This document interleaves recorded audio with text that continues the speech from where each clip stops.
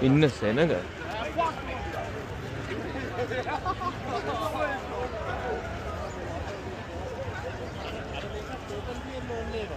ආ? ඔව් මෙහෙන් ක්‍රවුන් කියන්නේ මේ සෑ. මෙතනින් අරහින් යන්න පුළුවන් නේ. ගගයිනෙන් ගිහලා නේ. සීනික් වොක් එකක්. යා. යනවා සීනික්. යන්න. යා. එන. ඔය කියන්නේ මේ පාණ්ඩුක මේ බ්‍රිජ් එකේ ඉන්නකොට. just before the bridge.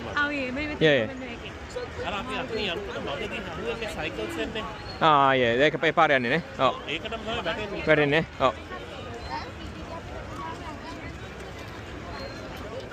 පොඩ්ඩක් දුරයි යන්න මොකල්ද කරලා.